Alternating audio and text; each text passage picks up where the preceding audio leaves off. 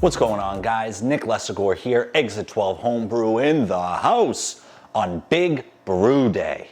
And what a day it is. This is my favorite brewing holiday of the year. My second favorite holiday, just under Thanksgiving overall. And I got the brew tubers here on my right. We got some folks already popping in. It is around 8 a.m. and I'm gonna be mashing in soon. I'm really excited about this beer today. Mainly because it's Big Brew Day, but also because if you watch my Italian Pilsner video with my boy Billy, Gam Dude Brewing, you know that I'm moving away from using traditional T90 pellet hops, specifically in beers that are hoppy. New England IPAs. I want to see if I can brew a New England IPA with as little T90 as humanly possible. Boom. There it is. So I'm going to be using, to achieve this, Lupomax from Yakima Valley Hops. As you can see, crop year is 2023, nice and fresh. Now, technically, it's a pellet, but it's concentrated. So the idea is that you're pulling out the lupulin, which is the goal. But I'm also using the Hop Hash, Kabbalah Bang. So I'm going to be using 4 ounces of the concentrated Lupomax Azacca pellets from Yakima Valley Hops in the Whirlpool, 20 minutes at 170 degrees, and then I'm going to be using 4 ounces of the Azacca Hop Hash in the dry hop. I'm not making a tincture, I'm just adding it. I've had great success adding it dry, like in the Italian Pilsner. That was Citra Hop Hash. So I'm really excited about this beer. Hop product is the way of life, and I actually think that utilizing hop products that aren't traditional T90, that are designed to pull out those fruity, juicy characteristics, I actually think that that's going to be the future. I think most people, most home brewers anyway, I think, and I could see brewers doing it as well, minus there's probably a higher cost, higher expense associated, but mainly home brewers will be using hop products. We'll see. I'm excited. I love Big Brew Day. I'm really pumped right now. We're going to get going, grinding some grains and mashing in. All right, we're at 159 degrees. Here are all the flaked adjuncts. Don't want to forget those.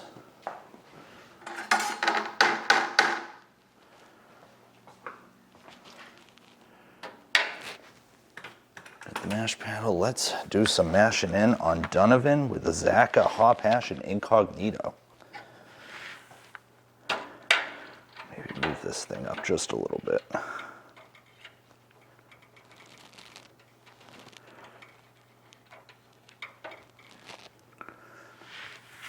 We have our salts in there, we're ready to go.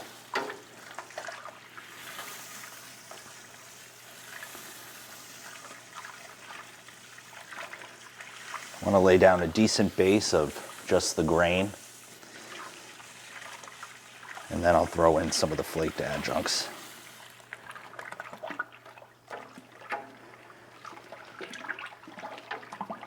We have the mash temp set for 152.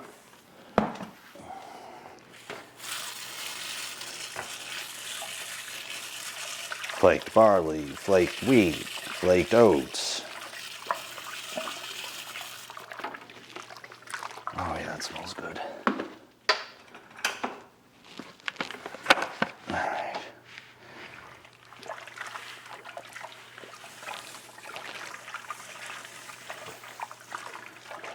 Mashing nice and slow. I bought brand new glasses from Zenny, and I made sure to pay a little bit extra to get the anti-fogging feature on the glasses, and so far it's working pretty well. I don't know how they do that with glasses, but fair enough.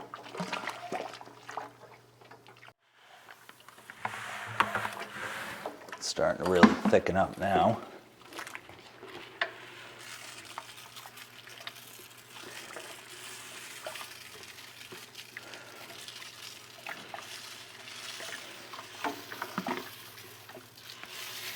There we go, all the flaked adjuncts in.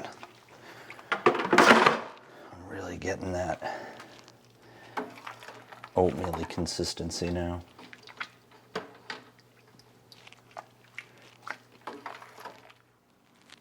We'll give this 10 minutes, and then we'll turn on the recirculation for a few more minutes, get a pH reading, and start the mash.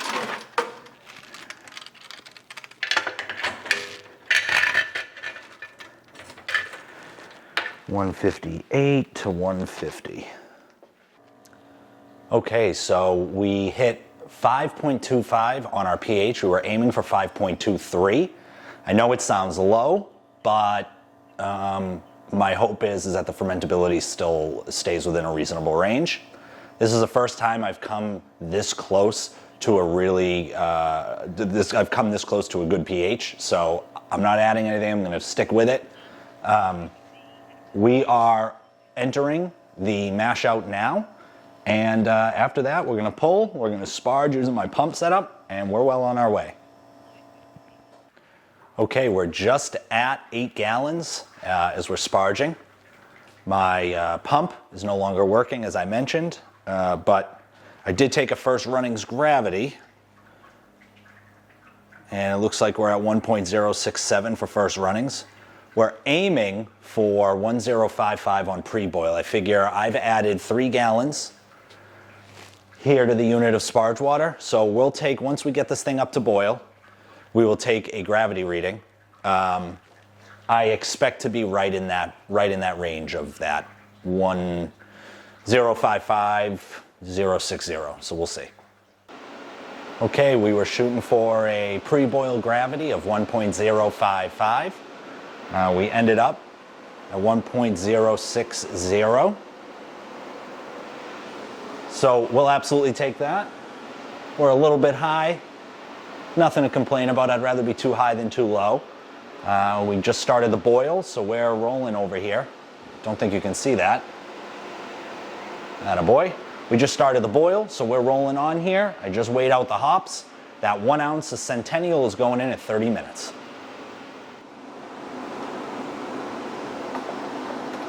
All right, we're 30 minutes into the boil. An ounce of Centennial is going in. That's 2023 Centennial. When brewing a New England IPA, I try to use, if I can, the freshest hops I can find. Big thanks to Yakima Valley Hops. I am putting a stop to the boil. We're gonna leave the heater, the air vent on. We're gonna get down to 170, and then we're gonna pitch 4 ounces of Azacca Lupomax.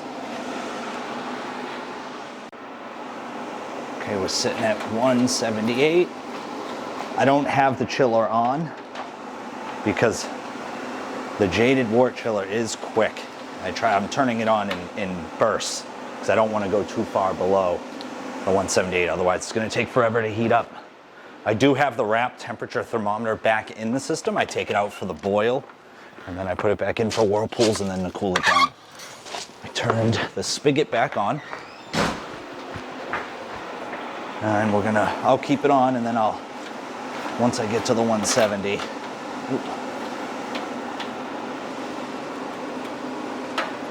once I get to 170, I'll pull it.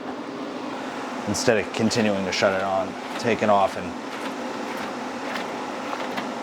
we're 174, 172, 171. See if we can pull it. All right, 168, so the heater's gonna turn on. Oh, you almost had it. You gotta be quicker than that. Then I'll take this and I'll pop it directly into the sanitizer. Kabbalah bang. And as you can see, this thing's gone way down in temp, so that's the downside. But we'll get this up to 170 and then we will start our Whirlpool. I'll actually turn on the Whirlpool arm now to get things moving. All right, we are sitting at 170.9. I'm gonna actually shut this off as we just I got the windows open. I just wanted to show before I throw them in, this is the Azacca Lupomax concentrated hop pellets, 2023 batch. And honestly, I don't get a lot from an aroma perspective, but we're gonna throw them in now. And the differential override is on, but I'm gonna take the wrap temperature thermometer at its word. And it's fully going. Let's throw these bad boys in. 4 ounces of Azacca Lupomax going in on this New England IPA. Boom. And we're gonna start the 20-minute timer. All right, we're about 5 minutes in to the Whirlpool, and you can already see just how green the wort is. And looking really, really good.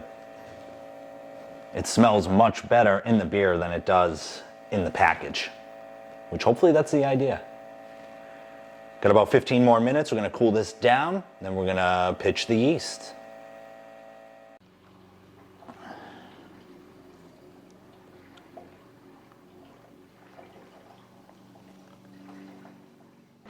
Here we go. Beer is in the fermenter, and it actually looks pretty light, which is interesting. Very, very light. Shades lighter than orange juice. So really excited to see how this goes. Let's pitch the yeast. All right, we are ready to go. Finished at 1.075, sitting at 67 degrees. 65 degrees, I should say. Gonna hit this with some Sani. I am using Imperial juice, which is what I use on pretty much all of my New Englands. Why go away from it? It's Steady Eddie. Gives me the best New England style beers. Also, they're a sponsor of the BrewTubers Online Brewers Club, so there's that. Let's pitch the yeast.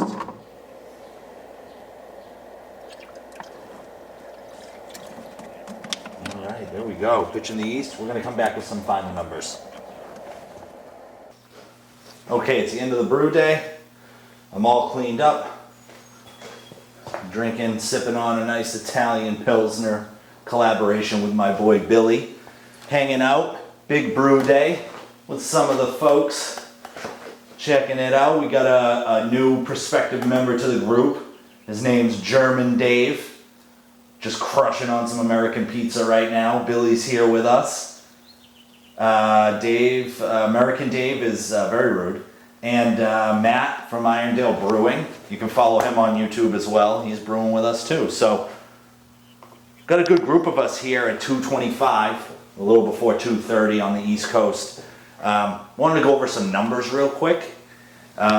This was a great brew day. Very easy. I ran into almost no issues. I did mix the mash twice in the Brewzilla. And it was more so just because it's like force a habit with some of these more adjunct heavy beers. I didn't have to do it. I was sensing that the pump was kind of getting a little dry, but I wasn't 100% sure, so I just a couple of proactive stirs, if you will. The Whirlpool went really well. The hops didn't smell, I didn't get much on the hops, but what I did get on the hops when I put them in was a really nice kind of fruity character. All right, so let's go over some numbers. 8 gallons, hit my boil volume pretty perfectly. I used 2 liters more than I wanted to of the sparge water, but I'm getting my sparge volumes pretty good there. 1.059 on my pre-boiled gravity, 1.075 on my OG. So vigorous boil for an hour, and then a long time hitting a 20-minute Whirlpool, which turned into a little bit longer because my wrapped temperature thermometer, I think, is off. It was saying 96 degrees. My unit was saying 57 degrees on the cool down. So I took a sample, I threw it into my Easy Dens, and it was telling me, sure enough, your unit's right, it's 57 degrees. So I had to heat it back up to 68 degrees before I pitched the yeast. 1.075, as I mentioned, on the OG. Fermented volume just under 6 gallons at 5.8 gallons. Hopefully I don't have too much of a loss with the hop hash. It's going to be a great experiment adding that hop hash to see what my yield loss is going to be if I get a full 5 gallons or not in the keg. And finished with 73% attenuation, 78% mash efficiency, closer to 79, and 75% brewhouse efficiency. The homebrew gods were shining down on your boy today for Big Brew Day, so I'm really excited. I'm going to go hit the couch. WWE Backlash is on from France today. Premium live event pay-per-view. Going to go watch it with my son when he wakes up from his nap. Have a couple of beers with the boys in the meantime. Enjoy the rest of Big Brew Day. What's next? Let this thing ferment. Hit it with a really nice dry hop of that hop hash, and maybe we'll take a tasting. Who really knows? Depends on how long this video goes. You know what I'm saying? Depends on how many times I have to mess up. I'm used to being a one-take Jake, but not today. This hop hash, this whole process is messing me up. But we're gonna dry hop this with hop hash, go through the fermentation process, dry hop with the hop hash. About a day before cold crash, or hitting it about a day before cold crash. We're gonna cold crash it for 3 days, and then we're gonna keg it, and then we'll try it. Hopefully there'll be a tasting video either on the end of this video or in a separate video. L'chaim. Okay, it is Tuesday morning, right before work. As you can see, the New England IPA is bubbling away, sitting on 10 psi. Bang. Doing this before I go to work, so no mic set up, no real lighting set up, just my cell phone. But the krausen came up really high on top of this fermenter. Thankfully, we didn't have any issues, but it's looking really good for New England. Just fermenting away, and it smells very, very, very tropical fruity. Peach, out of that spunding valve I'm getting orange. Really, really nice flavors. Aromas, rather. So I'm excited for this beer. The tilt is reflecting 040 to 037. We're not at 65. I'm more in that 67, 68 range. Tilt's not fully dialed in, but we're pretty close to, somewhat close to dry hopping. We'll see. Okay, it is Friday, May 10th, I believe. In the morning, I have the day off, which means I'm going to be doing homebrew stuff, hopefully all day. Cleaning around the brewery and whatnot. But before I do that, I was taking a look at the tilt. Tilt is currently reading 1.028. I took a gravity reading yesterday and the day before. Both were reading 0.29. It has just recently moved down to 0.28. And so I think it's about time to dry hop with the Azacca Hop Hash. Yeah. So we're going to pop this thing open. I'm going to give you guys a look at it. As I mentioned in the video, it's kind of like, looks like nugs, like nuggish. We're going to pop open the fermenter. I still think it has a few more points to go. So we're going to pop open the fermenter, throw it in real quick, and then what we're going to do is pop the top back on, throw it back on pressure, try to avoid oxygen at all costs. Okay, here it is. Bam. Just a straight up nug. There's another smaller one in here, or a couple smaller pieces. But this is basically what it looks like. It smells like literally fresh hops. So we're gonna pop the top open. I'm gonna throw that bad boy in. Thinking 24 hours, as I usually do with my New England IPAs on a dry hop. And then we're going to cold crash it, call it a day. The other thing I wanted to mention is it's so dense. It's so difficult to break up. I was thinking about trying to break it up into a couple different pieces. It's such a concentrated ingredient that it's really difficult. I was able to get it out, that big piece, I was able to break it up into two, but it's very difficult to get it broken up. And I don't want to fiddle too much with the fermenter open, when the fermenter opens, so probably just throw it in as is, however it comes.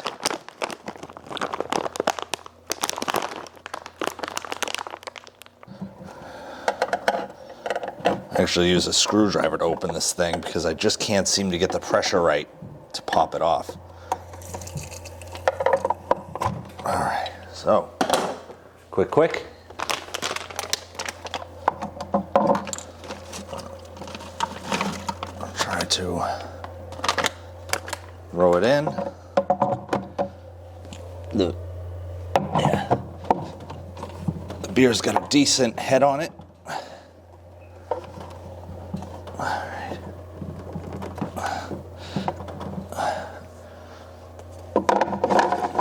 Or I should have said the beer's got a small head on it.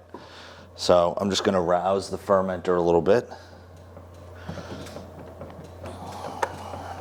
Now that we just finished dry hopping, just rouse it a little bit, get the hop product, really get it in there good. And then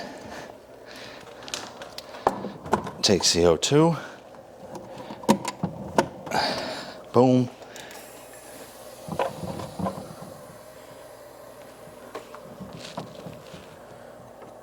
Hit it a couple of times. 1, 2, 3, 4, 5, 6. Just to make sure.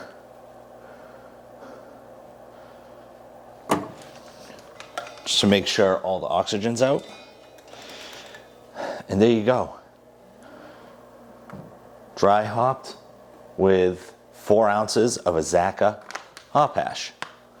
I'd show you the bag, but I cut it. So, all right. 24 hours, let this thing go. Turn it up to 70 degrees for the diacetyl rest, and then hit it for that 3-day cold crash. All right, it is Monday, May 13th. As you can see, I'm in my super cash duds.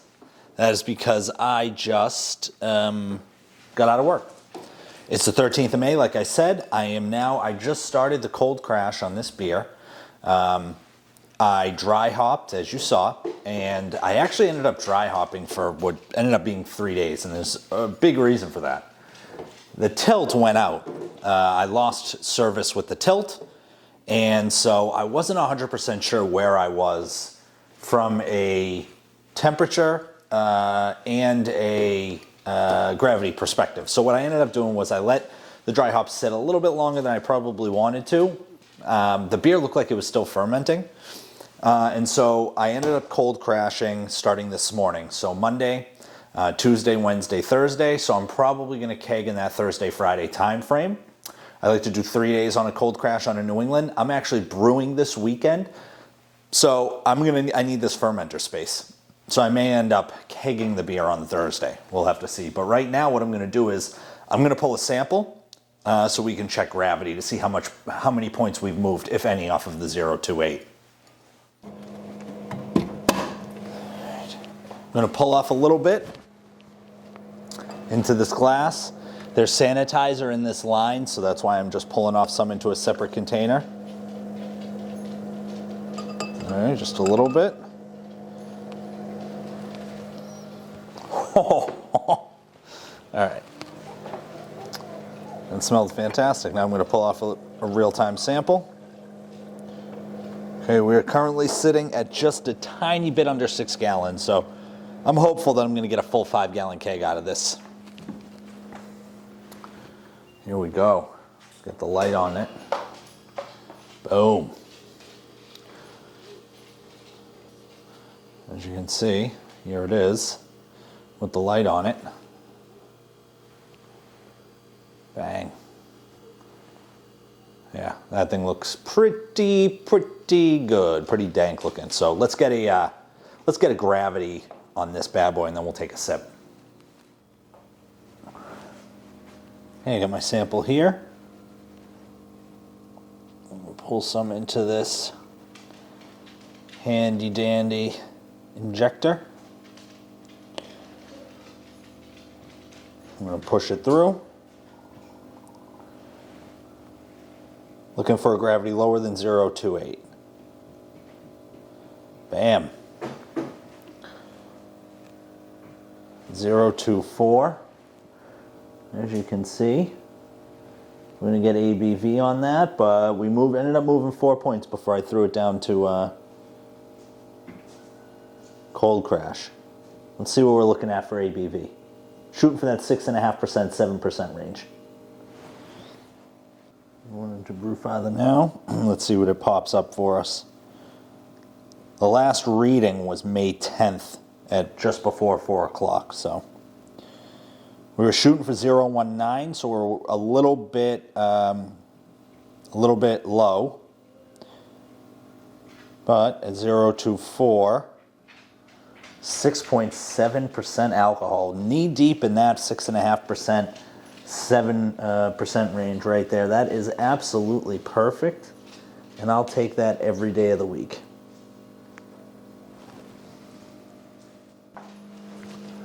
Okay, take two. I'm recording a video, buddy. Give me a few minutes, all right? Okay, we got the sample ready here. It is very nicely New England IPA, as I showed you.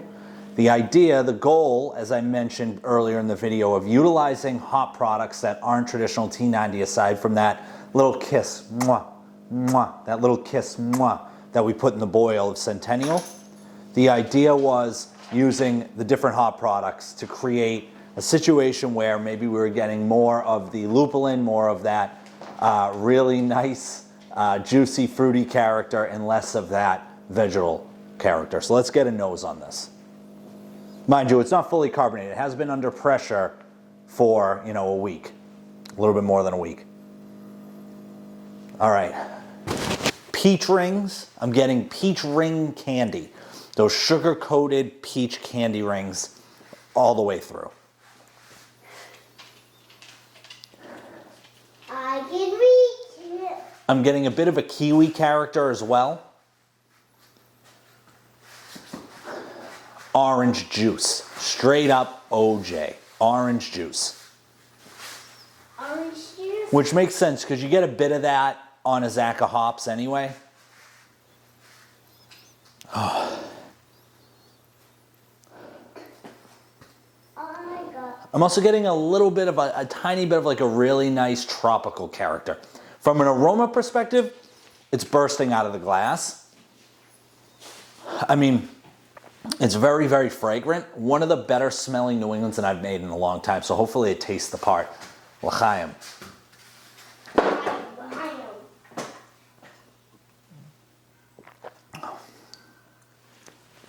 I mean, no vegetal matter at all. At all.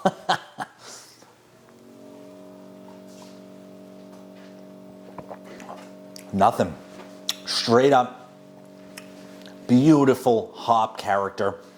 Bitterness on the front end quickly gives way to an amazing fruit character on the back end.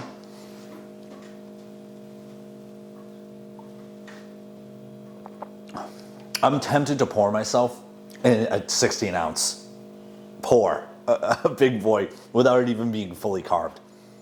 I would, don't touch that, buddy, because it's measuring.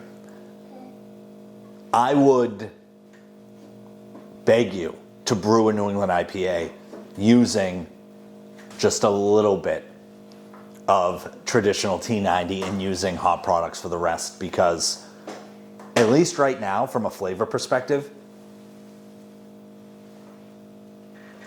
this is good enough to put in a competition, and I might just do that to see how it scores. But this is amongst the best New Englands that I've brewed. And again, this is more so coming from the perspective of straight up juice, fruit. I mean, amazingness.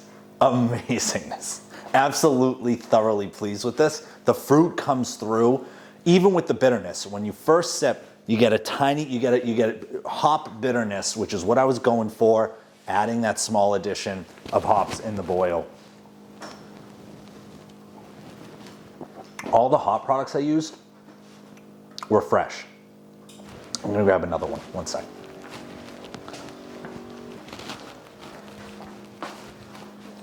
Now, I do have some questions.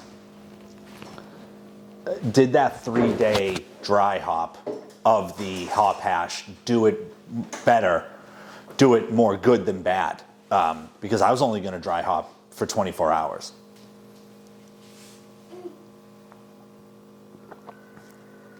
I mean,